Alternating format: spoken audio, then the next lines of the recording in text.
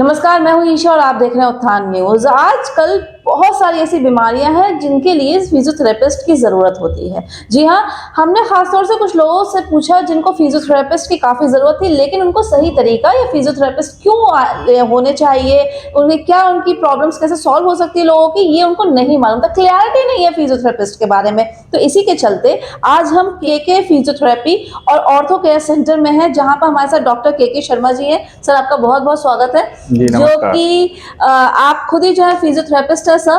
तो सर, पहले जो इससे पहले हम इंटरव्यू स्टार्ट करें, सबसे पहले तो हम जानना चाहेंगे आपके खुद के बारे में कि आपने कब से आप इस फील्ड में हैं, और थोड़ा सा आपका इंट्रोडक्शन।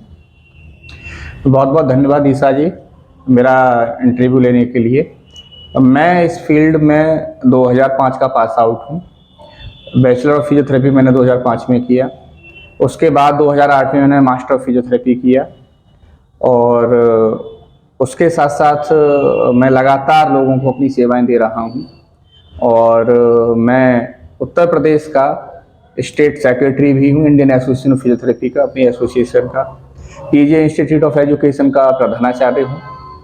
और यहाँ रमा लाइफ केयर हॉस्पिटल है अलीगढ़ में, ऑर्थो न्यूरो सेंटर है, वहाँ मैं आईसीयू देखता हूँ। मैक्सफोर्ड मल्टी स्पेशलिटी हॉस्पिटल का भी मैं आईसीयू देखता हूँ। और उसके साथ साथ के physiotherapy and ortho care centre का डायरेक्टर हूँ।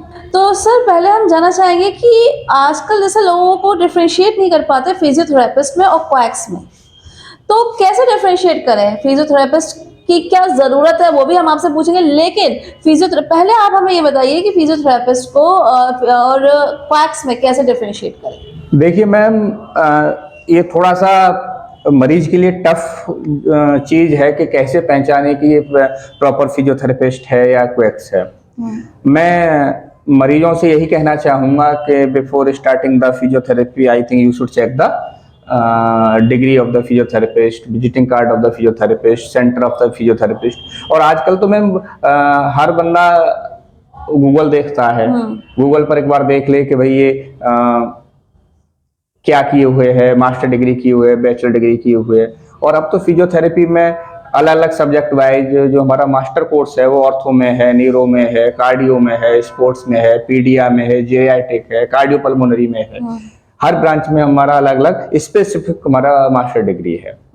तो हमें यही पता करना पड़ेगा कि कौन एजुकेटेड है और कौन सा बंदा ऐसे ही। जिस बंदा जो क्वैक्स होगा उसके पास में ना तो कोई डिग्री होगी ना कोई विजिटिंग कार्ड होगा, वो सिर्फ पैसा लिख देता है कि सीनियर कंसल्टेंट फिजियोथेरेपिस्ट।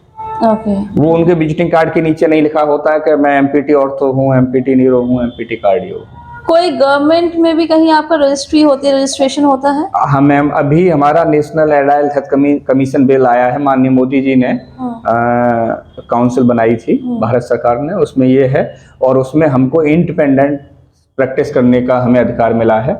और वो कई स्टेट में लागू हो चुका है, जैसे कि गुजरात में, दिल्ली में, आपका बिहार में, महाराष्ट्र में, उत्तराखंड में, और यूपी में वो मतलब अंडर प्रोसीजर है। Okay, right. और उसमें जो मिनिमम क्वालिफिकेशन जो फिजियोथेरेपिस्ट की रखी है वो 4.5 साल। तो सर, एक जो आजकल सबसे बड़ी प्रॉब्लम चल रही है वो चल रही है घुटनों के दर्द। आपने देखा होगा अक्सर बुजुर्गों के तो रहते ही रहता है, उसके साथ यंगस्टर्स को बहुत ये प्रॉब्लम चल रही है। क्रॉस लेग्स नहीं कर पाते हैं, चढ़ नहीं पाते सीढ़ियाँ, छोटी छोटी जगहों के लिए लिफ्ट चाहिए होती है। खेल कूद में उनको कहते हैं नहीं, हमारे घुटनों में प्रॉब्लम हो रही है, हम दौड़ नहीं सकते, कुछ मतलब काम नहीं ज्यादा कर सकते। ऐसा क्यों?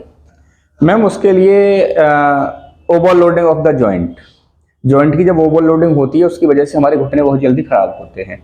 और ओवरलोडिंग होने के कई सारे कारण हैं। पहला कारण है कि आजकल आपने देखा होगा मोटापा बहुत बढ़ रहा है लोगों का। जॉइंट की क्षमता से ज्यादा जब वेट बढ़ जाएगा तो जॉइंट की ओवरलोडिंग होगी। दूसरा, मोटापा बढ़ने के साथ साथ हड्डियां कमजोर हो रही हैं। मोटापा बढ़े या हड्डियां कमजोर होनी जॉइंट की ओवरलोडिंग ही है। नंबर 3, आजकल जो हमारा लाइफ स्टाइल है, लंबे समय तक खड़े रहना, लॉन्ग स्टैंडिंग रहना, धीरे धीरे धीरे धीरे धीरे धीरे अंदर हमारा जो कार्टिलेज है वो घिसता चला जाता है। पहले ये इन्फ्लेमेशन होता है, फिर धीरे धीरे धीरे ये चीजें बढ़ती चली जाती हैं। इन कंडीशंस में फिजियोथेरेपी का बहुत बड़ा योगदान है, बहुत जरूरी है। अगर जरा सा कहीं कोई इंजरी हुई है, जैसे ट्रॉमेटिक अर्थराइटिस होती है, चोट लगने के बाद जो अर्थराइटिस होती है घुटनों में, उसको हम ट्रॉमेटिक अर्थराइटिस बोलते हैं। ट्रॉमेटिक अर्थराइटिस में अगर कोई मरीज फिजियोथेरेपिस्ट के पास आता है, हमारे साथ साथ वो एक ऑर्थोपेडिक सर्जन से भी सलाह ले सकता है। तो ऑर्थोपेडिक सर्जन अपनी उसको दवाइयां देगा, एंटी इन्फ्लेमेटरी मेडिसिन देगा, उसके साथ साथ हम क्या करेंगे कि उसको एक्सरसाइज कराएंगे, जांघ के आसपास की मांसपेशियों में हम स्ट्रेंथनिंग एक्सरसाइज कराएंगे, जान डालेंगे, जिससे कि बॉडी का जो वेट है मांसपेशियां अपने ऊपर लेना शुरू कर देंगी और जॉइंट को फ्री कर देंगी, जिससे कि जॉइंट में आराम मिलेगा। राइट। और आजकल नी रिप्लेसमेंट भी इसीलिए बहुत ज्यादा हो रहा है। मैं ये कहूंगा कि अगर जॉइंट बिल्कुल कार्टिलेज घिस गया है और नी रिप्लेसमेंट के लिए जाना है, तो नी रिप्लेसमेंट जाने से पहले वो कम से कम एक्सरसाइज 15 से 20 दिन एक्सरसाइज करे, ताकि नी रिप्लेसमेंट कराने के बाद उसको वो बहुत सारी चलने फिरने में या जो एक्टिविटी जो डेली लिविंग में वापस आने में समस्या ना हो। तो फिजियोथेरेपी नी रिप्लेसमेंट से पहले भी जरूरी है और नी रिप्लेसमेंट के बाद भी जरूरी है। अब आपने कहा फिजियोथेरेपी पहले और बाद में ऑपरेशन से ज़रूरी है, लेकिन काफ़ी लोग होते हैं जो कहते हैं हमें डॉक्टर्स दे तो रहे, हमारा नी रिप्लेसमेंट हो गया या कोई भी A to Z कोई भी ऑपरेशन हो गया, दवाइयाँ मिल रही है, फिजियोथेरेपिस्ट की ज़रूरत क्यों है? देखिए मैम, अगर मैं नी रिप्लेसमेंट की ही बात करूं, तो आफ्टर नी रिप्लेसमेंट जिस डॉक्टर ने किया है या और कोई भी ऑर्थोपेडिक सर्जन ने जिसने रिप्लेसमेंट किया है, तो मैम बिना फिजियोथेरेपी के उसकी रिकवरी हो ही नहीं सकती। अच्छा। वो इंडिकेटेड है फिजियोथेरेपी, चाहे तो फिजियोथेरेपिस्ट के पास भेजे या फिर वो खुद ही बता देंगे ये एक्सरसाइज करनी है, लेकिन बिना फिजियोथेरेपी के वो दोबारा अपनी एक्टिविटीज ऑफ डेली लिविंग पे, रूटीन की एक्टिविटीज पे नहीं आ सकता पेशेंट। राइट। कंपलसरी है फिजियोथेरेपी। अगर अब हम बात करें न्यूरो की, तो लोगों को आजकल जो है लकवा बहुत मार रहा है या ब्रेन हैमरेज हो रहा है, तो उसमें फिजियोथेरेपिस्ट का क्या रोल होता है? मैम न्यूरो कंडीशंस में पैरालिसिस ही नहीं, लकवा ही नहीं, जितनी भी न्यूरो कंडीशंस है उन सब में फिजियोथेरेपी का एक महत्वपूर्ण योगदान है। जैसे कि किसी मरीज को स्ट्रोक हो गया, स्ट्रोक के बाद उसको अगर हेमीप्लेजिया होता है या किसी भी तरीके का पैरालिसिस होता है, तो वो बिना फिजियोथेरेपी के साथ रिकवरी नहीं होगा। ठीक है। न्यूरो फिजिशियन या न्यूरो सर्जन उसका जो अपनी मेडिसिन से जो न्यूरोलॉजिकल वाली समस्या है, ब्रेन वाली समस्या है, उसको रिकवर करेंगे। उसके साथ साथ फिजियोथेरेपी भी उतनी जरूरी है जितनी कि मेडिसिन। राइट, मतलब डॉक्टर के पैरेलल आपका फिजियोथेरेपी भी जरूरी है अगर उसको रिकवरी प्रॉपर चाहिए और जल्दी चाहिए, दोनों चीजें। ठीक, बिल्कुल।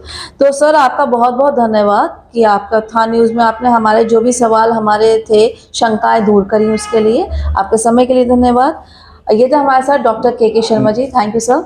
वेलकम मैम, बहुत बहुत धन्यवाद। देखते रहिए उत्थान न्यूज ईशा के साथ।